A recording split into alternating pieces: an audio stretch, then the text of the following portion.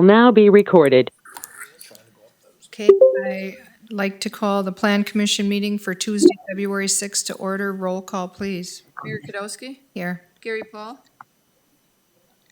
Here. Chris Atkinson, Here. Jay Krieger, Here. Mike Skiffington, Here. James Allen, Present. and Corey Campbell's excused. Please stand for the pledge. Of the United States of America, and to the republic. One nation, under God, indivisible, with liberty and justice for all. And please remember our men and women throughout the world in uniform. I have no changes to the agenda. I need a motion to approve, please. Move to. Second. Motion and a second to approve as presented. All those in favor say aye. Aye. Opposed, motion carried. Action on the minutes from the Plan Commission meeting of January 2nd, 2024. Motion to approve. Second. Motion and a second to approve those minutes. All those in favor say aye. Aye. Opposed, motion carried. Number 6, comments from the public must be limited to items not on the agenda, must state your name and address. You're limited to 5 minutes. The board's role is to listen and not discuss the item. Personnel issues cannot be discussed nor individuals named, and the board is not able to take action at this meeting. Is there anybody in the public that would like to talk about anything not on tonight's agenda? Okay, we have no public here and there's nobody online, so we're moving on. Action item 7A, consider, discuss, act on an annual renewal of a conditional use home occupation permit at 1394 Bruce Lane. Aaron. All right, thank you. This is an annual renewal of a conditional use permit. We've done it past, I think, probably 7 years I've been here. Nothing has changed. There have been no issues at all, no neighbor complaints. For the Plan Commission's information, at some point, probably in April or May, I will be bringing forth an amendment to our code to take a look at this annual renewal and to see if it's really necessary or if we can handle it at the staff level. But that said, there are no issues with this conditional use permit request, and staff recommends approval. I'll make a motion to approve the home occupation conditional use permit. I will second it. We have a motion and a second to approve the home occupation permit at 1394 Bruce Lane. Any other comments? All those in favor say aye. Aye. Opposed, motion carried. Thank you. 7B, consider, discuss, act on an annual renewal of a conditional use home occupation permit at 2090 Marlee Lane. Aaron. Same process. This is just for a in-home licensed childcare unit instead of a hair salon. Also, annual renewal has taken place for the past 7 years or so. There have been no issues at all with neighbor complaints or anything of the like. Staff recommends approval of the conditional use permit. I'll move to approve. Move to approve. Okay, we have a motion and a second to approve the annual renewal of a home occupation permit at 2090 Marlee Lane. All those in favor say aye. Aye. Opposed. Motion carried. Thank you. 7C, consider, discuss, act on a preliminary planned unit development request for a mixed-use climate-controlled self-storage facility located at 480 Pilgrim Way, parcel VA-1374-1. Aaron. All right, thank you. I will share my screen and just bring up the site plan for reference here.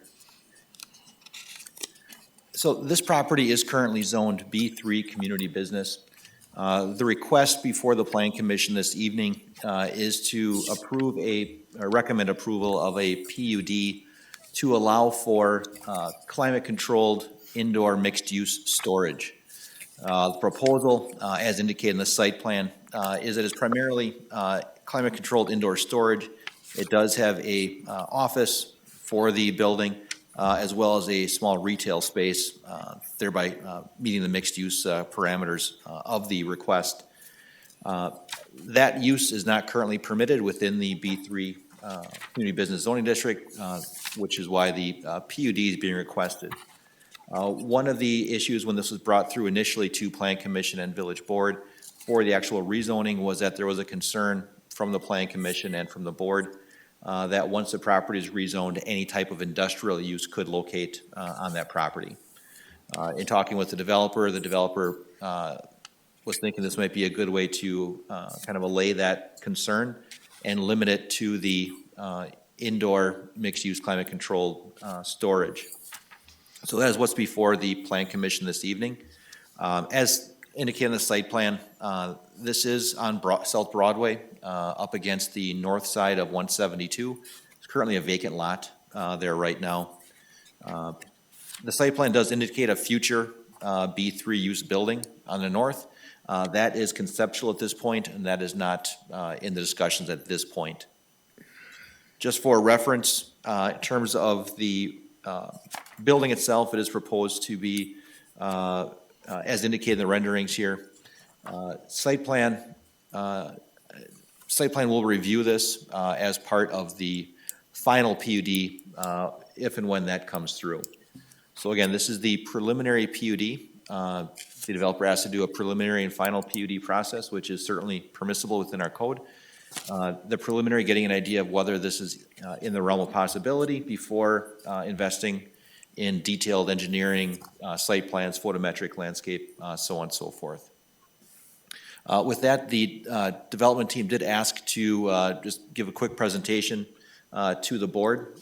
So if there's no questions for me right off the bat, I will step aside and let them just speak to you directly. Thank you, Aaron. Could you state your name and address for the record, please?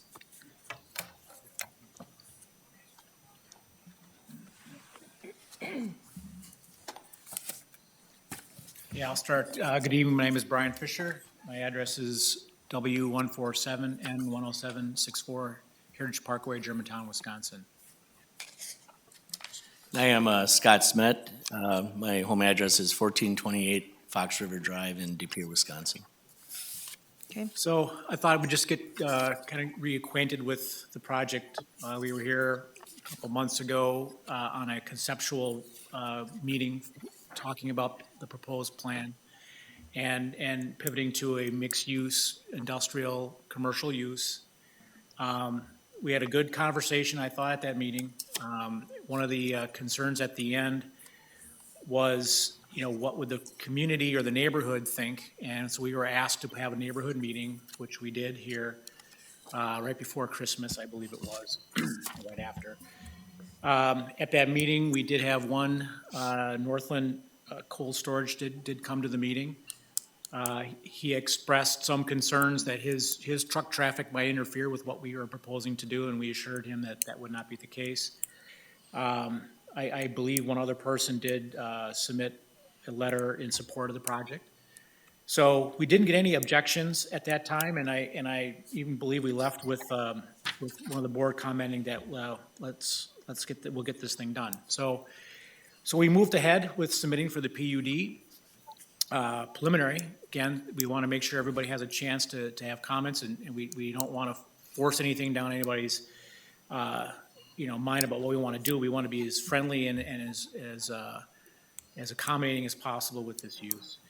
But I thought before I go any further, I just thought I'd have Scott Smet, who owns the property, kind of give a little history of where he's at with this property and why this is, in our mind, the highest and best use. Thanks. Yeah, I'm one of the original developers of the Ashwaubenon Boardwalk, 22 or 23 years ago. I'm still left in the development, and probably I think we are the largest, owner yet in that development of land and buildings.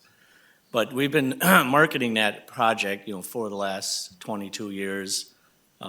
Being in the construction and development, a few of them were through RFPs, which is, request for proposal for companies that were looking for, corporate headquarters, those type of things. Foth, if you know them, that was one of their spots. That was, they ended up going in De Pere, but Breakthrough Fuel. There's been some hotels as of recent, a hotel here in town that's looking to add a second location, but chose, and I believe I haven't seen that they started yet, but they picked a lot on Pilgrim Way and Holmgren.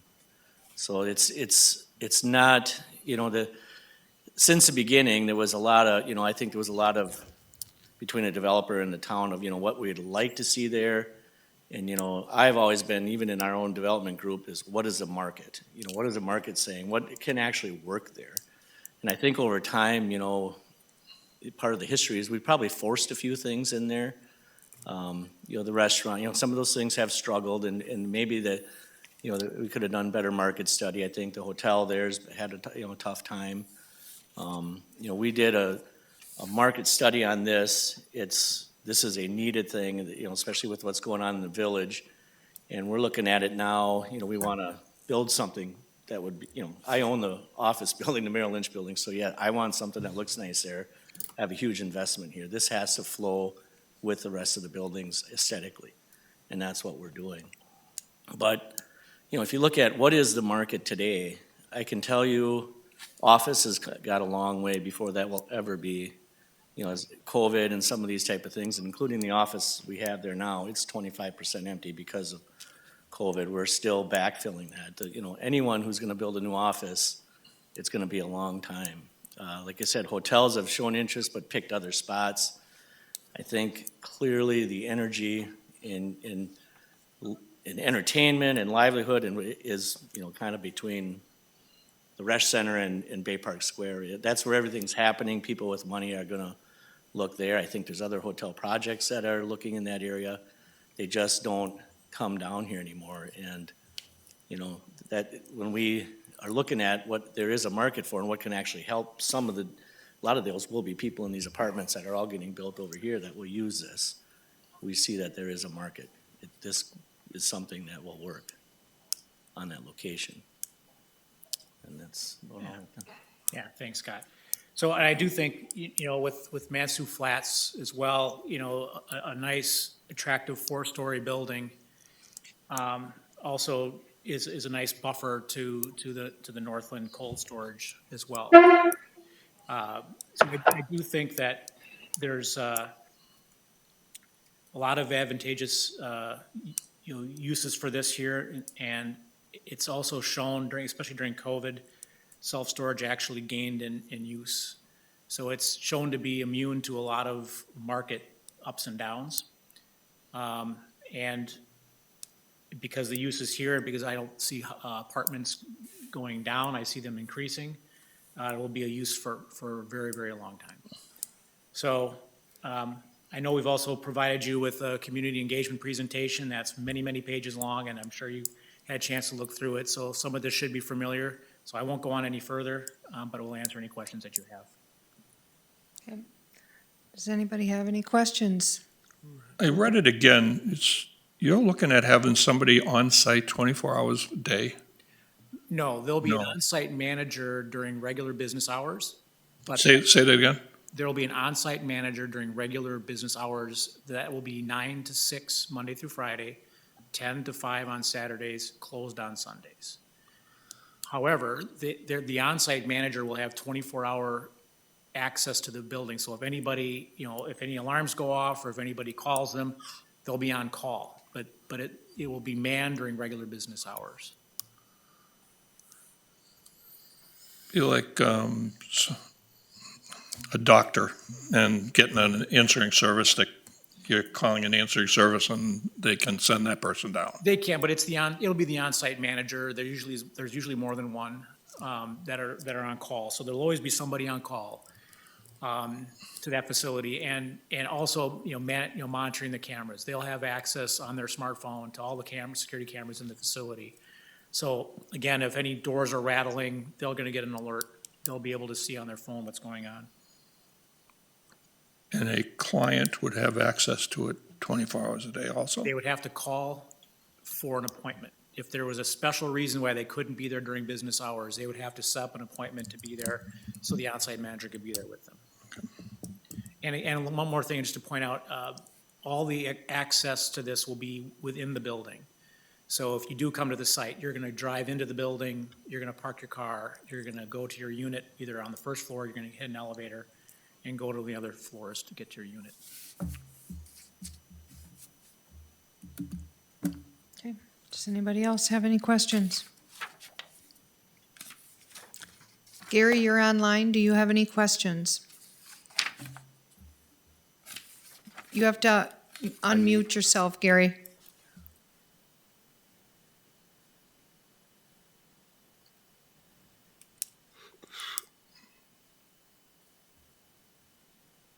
All right, you got me now? Yep. All right, I thought the first presentation, you were have a drive-through for semis. Is that door still that big? The door is large enough for the largest rental box truck. So could a semi fit through there? Yes. I don't believe we're This is- offering the turning radius for a semi to go through, though. So this would just be for box trucks, you know, the Enterprise, you know, the Ryder, the U-Haul rental truck. In other words, you got a 14-foot door then? Yes. No, your first presentation, as far as the looks of the building, I didn't mind because you had your doors facing north and south. Now you got that big glass door facing the west, which to me hurts the appearance of the building. You know, I really don't have nothing against the building. I think it looks nice. Where I'm at right now, we see a lot of those buildings down south here. But, you know, that whole area was designed to be a professional looking built properties. And I just have a problem of putting a storage building in there of that type. It fits our community, but I just don't think it fits the property. I'm looking for something similar to like your office building, which I know there is not a need for them right now. You mentioned a few other things that are a possibility there. And I know you've owned that property for some time, but I just am having a tough time thinking that is what we're looking for on that particular piece of property. Not against the project. I think it looked great someplace else where it would fit the area rather than alongside of a nice office building or residential area back there. Yeah, and I would follow up with Gary's comments. That's kind of my feeling as well. I mean, I look at that area, I just don't feel, I understand what you're saying, that right now, that all the activity for sports and entertainment is going on over here. I get that. I even when we've done our long-range planning sessions, have been pushing that we need to develop the waterfront. That is an area where I feel like we have uncaptured, we could do something with that and turn that into something very special over there. That's where my hesitation comes from putting a storage unit in here. I love to hear that you're telling me that, yeah, different hotels have looked at it, the properties, you've already got a couple of hotels down there. I know that restaurant has struggled, but the more we get entertainment types of things down there, the more that's gonna come, and we have more residential there. So I have similar concerns as what Gary described, is I really had a different vision for that area down there. I get that Pioneer Meadows there, I get that, but it's been there for so long that, you know, maybe somewhere in the future, maybe Pioneer Meadow has to grow and maybe they end up moving out of that area. I'd really like to see that whole area starting in Ashwaubenon, coming all the way back to that railroad museum, turn into an entertainment district and residential. So that's where my feeling come from. I think what you have here is a great development. I just don't feel that's the right spot for it. I would love to see it in the industrial park out there, right next to Highway 41. I think it would be fantastic. I just don't see it down there. And we have very limited opportunities down there. That's the reason that I struggle with it. Okay. Does anybody else have any comments, concerns? At site plan earlier today, it was brought up about contacting some of the developers that have invested a lot of money down there, and, you know, would they be happy with a storage facility down there, so. I struggle with it because I agree with Jay and Gary and, you know, we've waited it's been a long time, I agree, Scott, it's been a long time. But I just heard today about a business that's moving, and I know that people have been trying to buy it for many, many, many, many years, probably at least 15, 19 years, and they've finally sold. So, you know, some of the stuff that we've had to do around Ashwaubenon, we've had to wait for the right project, so. That's my struggle. You know, we had, we had the problem with the Schneider property. We struggled with that for a long time. Look how nicely that's built up into a nice residential area with nice waterfront viewing, connecting to the Ashwaubenon Park.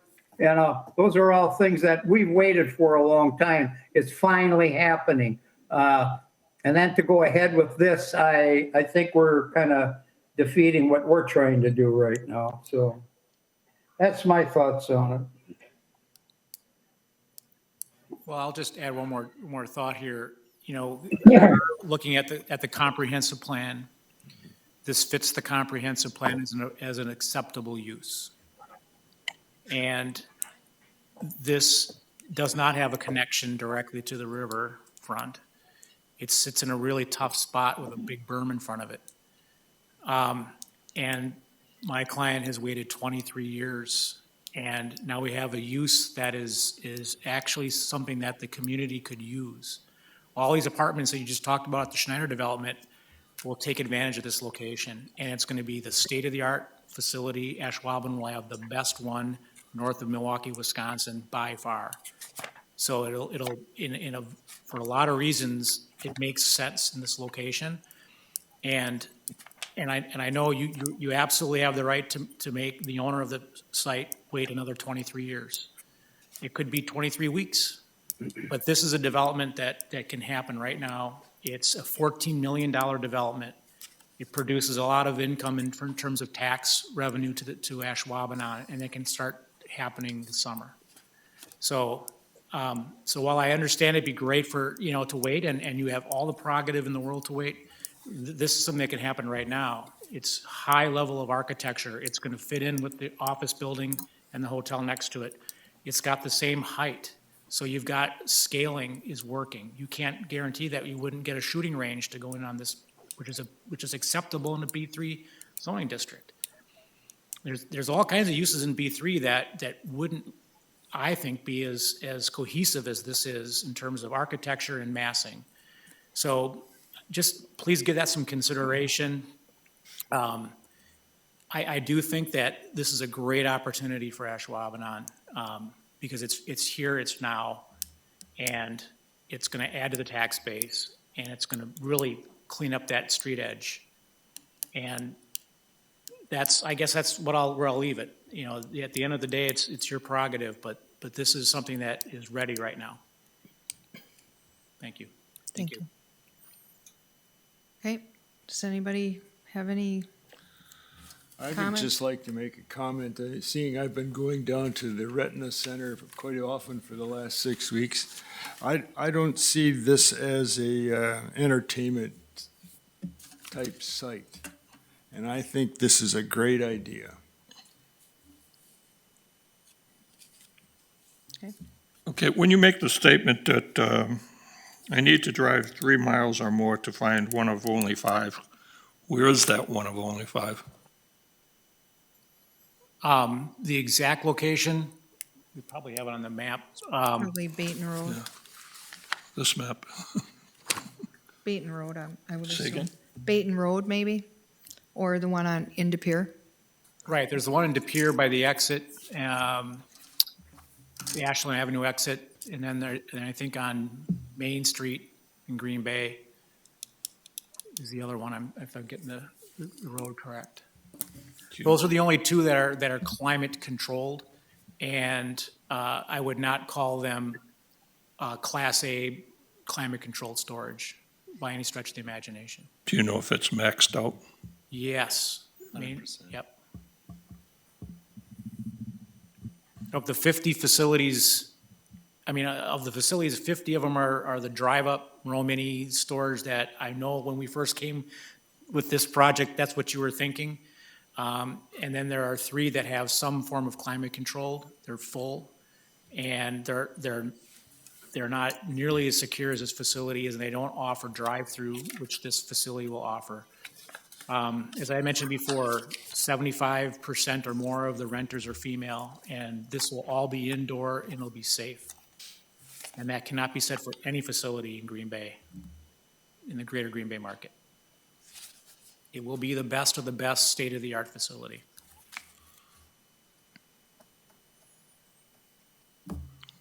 I hear you when you're talking about the offices. People are working from home, and it works for them, works for the business. Is there any way you make this thing look like an office building instead of a storage building?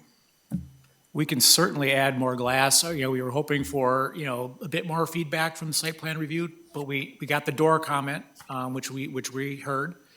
And we'll certainly take that into consideration, but if the desire is to make it look even more office-like and add more glass, we can absolutely do that.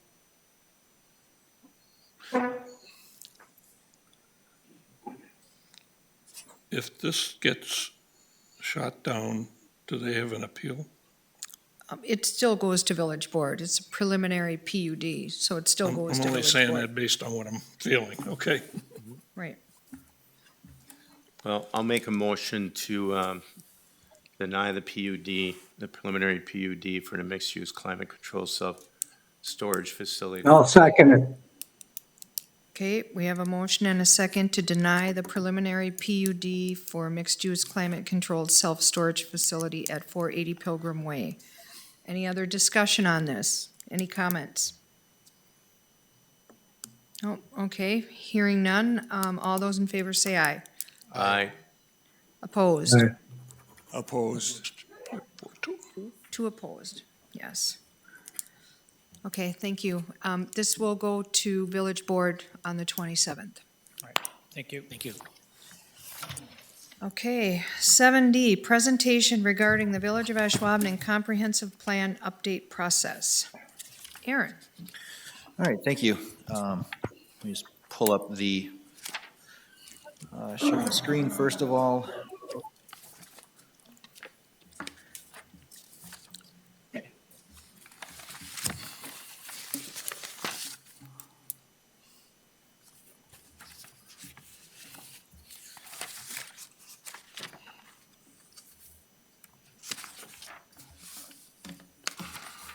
Right. All right, this is just a brief presentation. For those of you who are at site plan, I apologize for seeing this again. But the Village of Ashwaubenon has this comprehensive plan, which was last adopted back in 2016, which is hard to believe is over 8 years ago now. Under state law, a comprehensive plan has to be updated at least once every 10 years. But besides the state law requirement, I thought it made sense to take a step back and take a look at where we've come as a village since 2016, and just in terms of some of the changes that we've witnessed here in the community. And this is 2 updated bullet points here. We've added 214 new owner-occupied residential units. We've added 793 new renter-occupied apartment units. Titletown was developed. Bay Park Square Mall has 3 new anchor tenants. Menards was vacated and replaced by the Bellin Ambulatory Surgical Center. Mike McCarthy Way redevelopment, including the Common Place, Odyssey Climbing and Fitness, and the Berkshire Ashwaubenon Senior Living. Ashwaubenon River Trail Bridge was constructed. We added over 8 miles of new sidewalk and paved trails. As alluded to earlier, the vacant Schneider Truck Yard was redeveloped as Alden Station, and certainly not all-inclusive, but also Capital Credit Union Park was redeveloped as a stadium from a vacant industrial site. As I mentioned, that site plan that doesn't include the 2 that received probably the greatest acclaim in the community, the opening of Chick-fil-A and Crumble Cookie. So You've been busy, Aaron. yeah, we've been busy. So it helps me as well take a step back and just see what has happened in the community. So it's something I think that the village board, residents, business owners in the community can certainly be very proud of the progress that's taken place over those 8 years. So in terms of what a comprehensive plan is, for those of you who have gone through this before, this is a refresher. Nothing else for those of you who haven't gone through it. It's a document that provides a basis for consistent decisions regarding zoning, land divisions, and official mapping. Of those, primarily zoning and land divisions are the ones that it comes into play the most, with zoning certainly most of those. It was alluded to earlier tonight regarding the PUD request. Serves as a one-stop source for data regarding trends in land uses, housing, economics, and transportation. So developers do use it, they refer to it to find out what's going on in your community. What are your priorities as a community, and does their vision fit with what that community is looking for? It also provides an opportunity for discussion about new concepts in planning, zoning, and community development. Just different trends, ideas that may be coming forth. And it's an opportunity for us to discuss, do these different techniques make sense for the village of Ashwaubenon? Don't they? You know, that's something that, again, the Plan Commission, as the steering committee for this effort, will discuss, beat up, and either include or not include in the comprehensive plan. One part that's kind of a nuance, but is something that people do get confused by once in a while, is that a comprehensive plan is adopted by ordinance, but it's not an ordinance itself. So the zoning ordinance, the subdivision ordinance, those remain in effect, and those are where the rubber hits the road. What the plan does is kind of an umbrella that sets the tone and overall guidance for those decisions. I mentioned, as under state law, it is required to be updated every 10 years. And it does have to include at least the 9 elements identified in statute. And when you say elements, it can also mean chapters. So typically comp plan chapters include issues and opportunities, which has the background demographics, housing, economic information, as well as the goals, objectives, and policies, kind of setting forth the framework for the plan. As our land use, housing, economic and community development, transportation, community services, utilities and facilities, intergovernmental coordination, natural, cultural, and agricultural resources, and then implementation. What the plan will do is similar to our strategic plan that we have in the communities. It'll identify different tasks, goals, policies with timelines and responsibilities for seeing those to completion. Comprehensive plans include ample opportunities for public participation.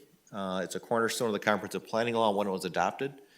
And as part of that, the village board actually adopted the citizens participation plan as required by the statute.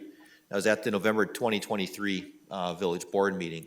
It lays out these bullet points here as far as how we will engage the public in the process, including news releases, social media, village website, our planning commission meetings, public open house meeting, formal adoption process. And also want to really hit on here the facilitated visioning session on February 19th at 4:30 p.m. in the Ashwaubenon Community Center. So that's an opportunity to meet in person at small tables, get your ideas up on some boards and find out what are the priorities of the people that attend that meeting. If you can't attend the meeting, certainly understand that. There's also an opportunity to fill out an online survey and indicate on an interactive map that I'll bring up here for people to give us their ideas and concepts through the web. This was put together by the Brown County Planning Commission. They're also helping me facilitate the visioning session, so they'll work with me on those tables.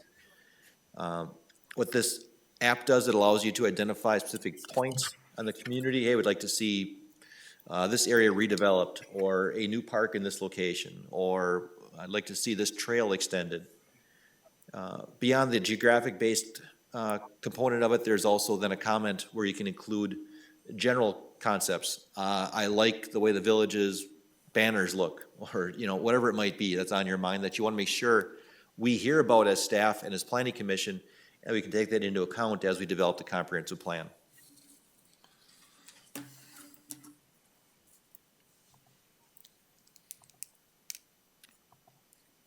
Oops.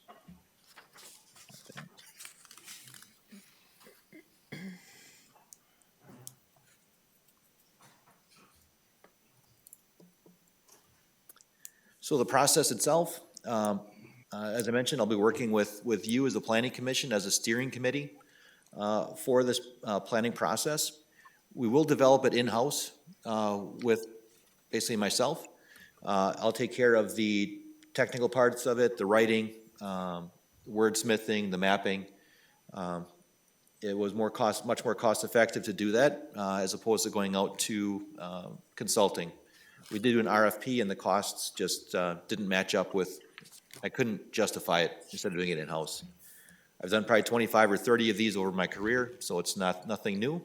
I'm happy to do it. Brown County Planning Commission, again, will assist me with the visioning session and that online app, so I do appreciate their help on that. Following the visioning session, I'll bring forth draft chapters individually to the Planning Commission for your review. Our discussion, kind of lay out what the priorities are, different recommendations you may have from the Planning Commission. And then as we finish up the review of all the draft chapters, we'll compile them into a full draft plan document, bring it to the village or the Plan Commission again for recommendation of approval by resolution.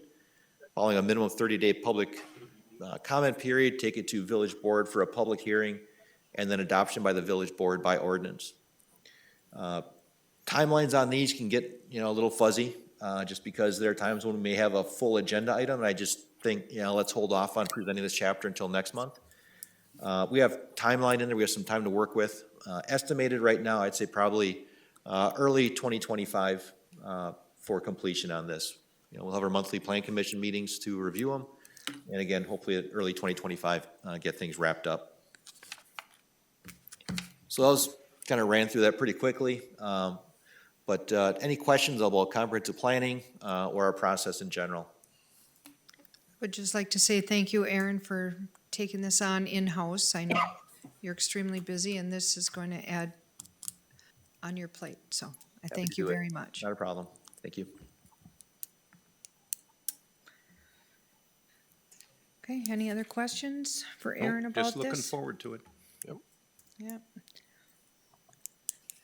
You've been very busy since you got here in 2017, Aaron. Yeah, it's been fun. Like, very busy. We're pretty lucky to have you. Yes, yeah. Thank you. Okay, thank you very much. Number 8, items for next agenda. Yes, we will. We will have a plan commission meeting. Okay, I would anticipate our first chapter probably for the comprehensive plan as well. okay. Yeah, we have the meeting 2 weeks from last night, right? The first meeting? Yes, yep, February 19th at 4:30 at the community center. If you can make it, great. Tell your neighbors, other people that live in the village. I'd love to see them there and participate. But again, if they can't participate in person, online's a great option. So we appreciate any input we can get. Yep. Great way to hear from the community. It's great nowadays to have that online option that we didn't have years ago, so. Okay. Okay, if there's no other questions, I need a motion to adjourn, please. Motion to adjourn? Second it. Motion and a second to adjourn. All those in favor, please say aye. Aye. Opposed. Motion carried. Thank you.